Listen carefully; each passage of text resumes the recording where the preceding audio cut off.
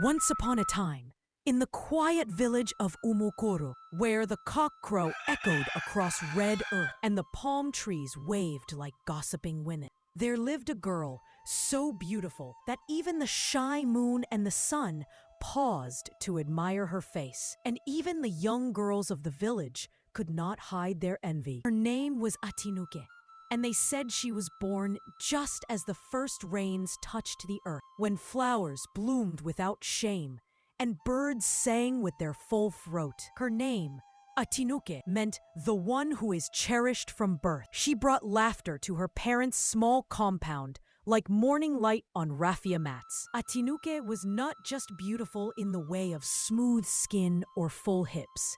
No, her beauty was of the kind that commanded silence, and her voice soft like evening rain. When she walked, her steps were straight and proud, like a chief's daughter, though her parents were simple folk, poor in pocket, but rich in pride and peace. She was their only child, their one egg in a calabash. They raised her carefully, like a clay pot balanced on the palm frond. And Atinuke, in return, was obedient, humble, and hardworking. She never complained as she fetched water, swept the compound, or helped her mother grind melon seeds on the flat stone behind their hut. But where beauty is, jealousy is never far behind. In Umuokoro, every child belonged to an age group, a company of boys or girls born in the same year, by dance or by duty. In Atinuke's year were 7 other girls, her age mates, her rightful sisters in the age group, but Atinuke's parents, wary of the envy that danced in those girls' eyes, refused to let their daughter join. A palm fruit ripe too early attracts stones, her father would say. The 7 girls, whose names no one even remembers now, burned with silent anger. They watched as boys brought Atinuke bushmeat at the stream, and as elders praised her quietness during village meetings. Their jealousy grew, sharp like okra thorns, hidden but stinging. One day, as the sun prepared to go home, Atinuke walked to the village spring with her 3 calabashes. On the narrow path, shaded by bush mango trees, she met the 7 girls.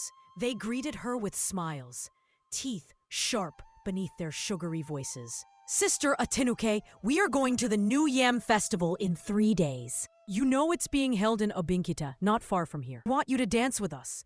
Atinuke, always obedient and humble, bowed her head and said, "I would love to join you, but my parents are poor and need my hands more than the drums need my feet. I must stay and work." She dipped her calabash into the water and left them behind. The girls smiled, but their hearts twisted like a snake in dry grass. That evening, under the cover of dusk, they gathered and whispered wicked thoughts. "She looks down on us," said the one with the shrillest voice. "She thinks because her waist is straight and her skin shines, she is better than us," another hissed. But the one called Wuraola, the cleverest and cruelest, smiled and said, "We shall not fight her with fists. We shall fight her with smiles. Let us help her. Let us pretend to be her friends.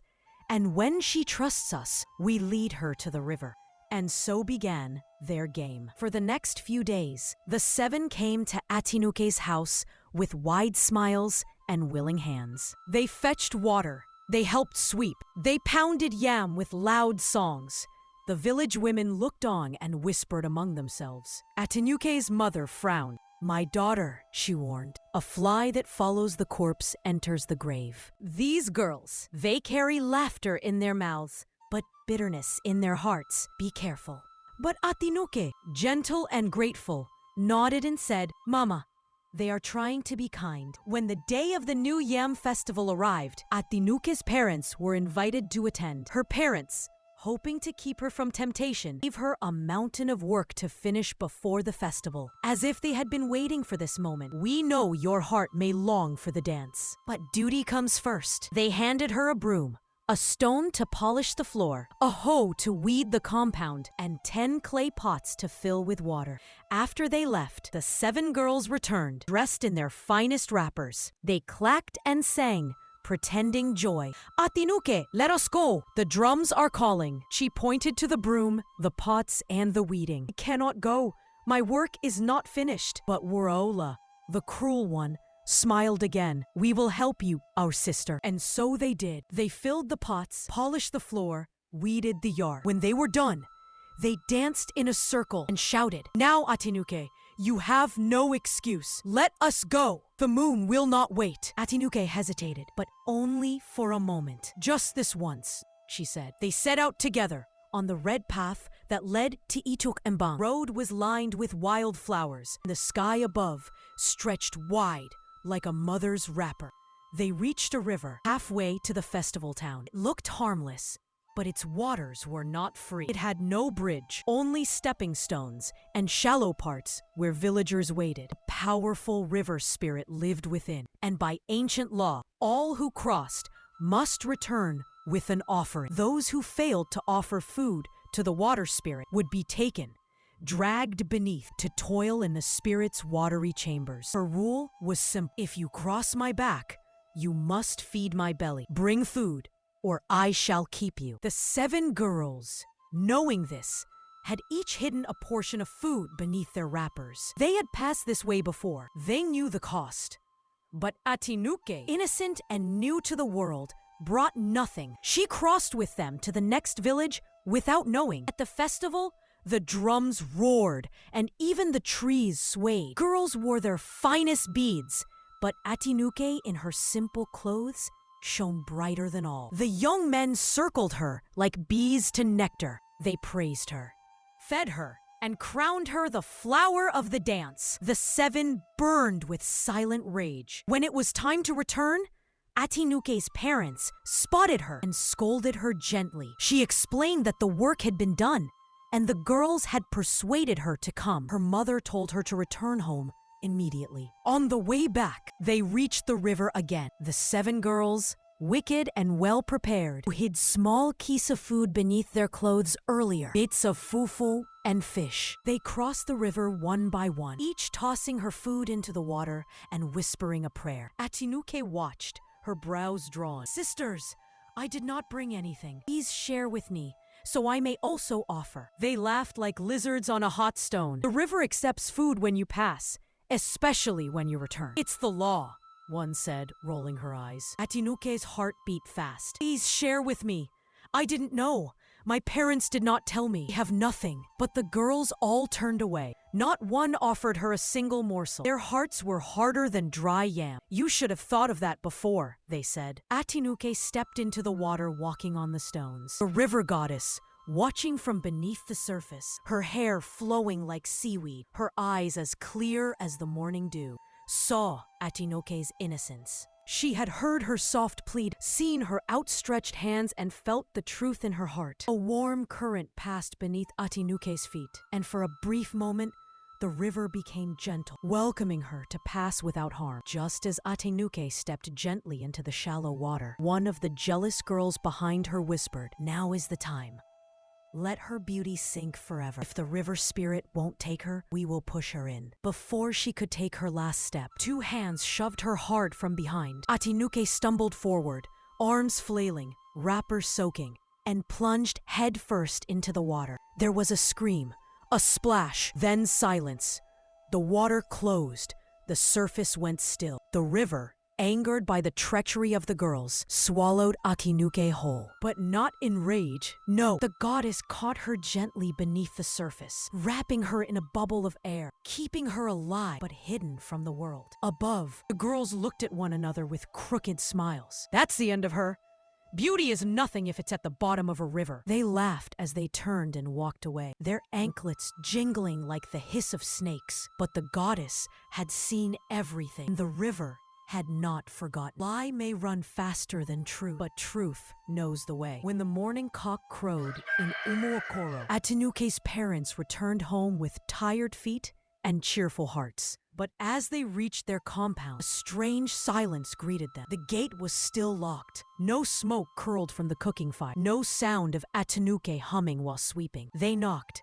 They called, but Atinuke did not answer. Worry fell upon them like a cold cloth. They ran to the neighbors, asking if anyone had seen their daughter. The neighbors only shrugged. "She went to fetch water yesterday. After that, We did not see her again. The mother's hands began to shake. The father's legs grew weak. They went to the 7 girls who had been so helpful in recent days. Girls met them with blank faces. Ah, she followed us to the new yam play. Yes, she danced well. She ate, she laughed. But when it was time to go, she said she wanted to return home early because you asked her to.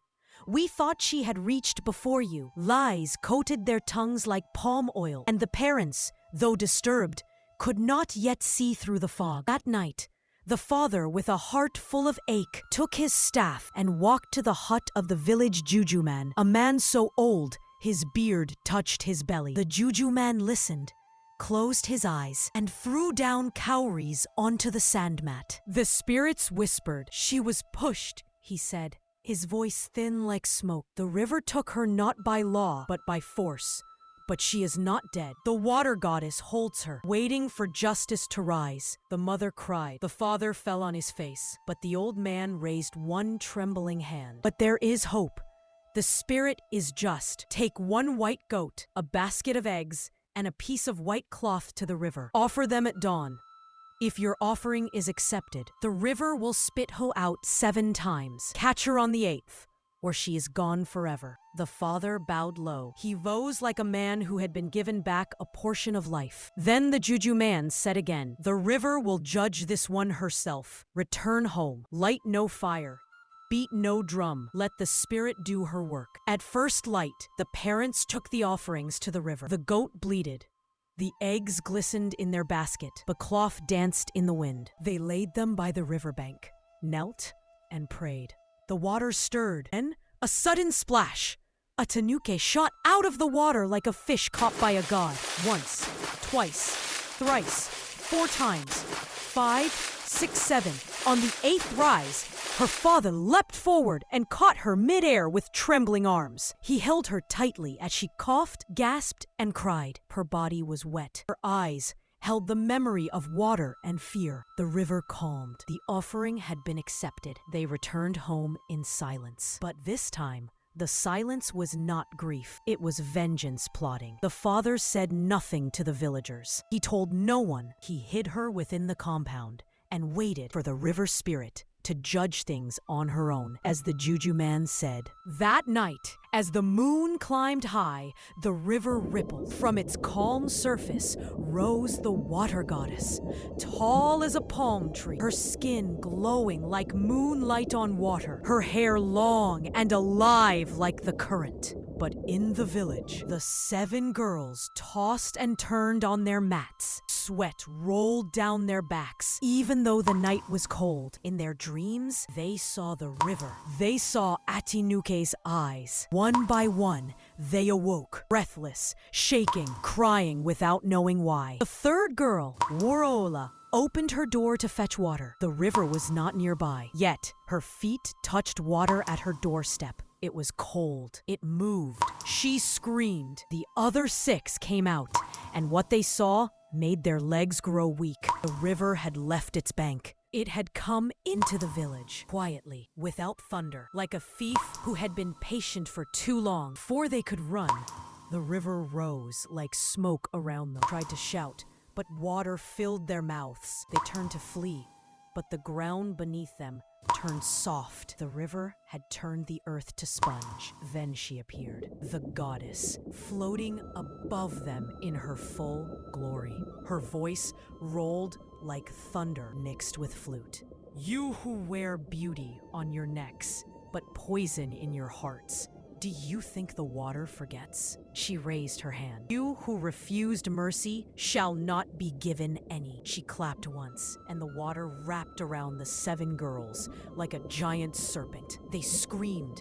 They pleaded, but no one could hear. The villagers woke and rushed out, but they saw only a wall of water around the 7. Then, with a great splash, the water spun into the air like a whirlpool and swallowed the 7 girls in one motion, their anklets jingling as they disappeared forever. The river receded. The village was dry again. Only their wrappers remained on the ground, soaked and twisted like old lies. And so, Atinuke remained in the village, her story spreading like harmattan fire across the land. She learned from pain.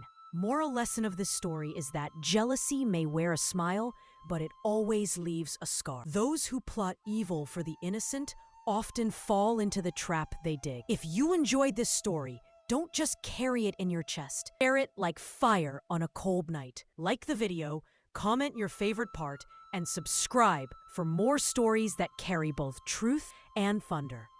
Thank you all for watching. Your support means a lot to me. Until the next moon rises, stay wise, stay kind, and beware of smiles with serpent tongue.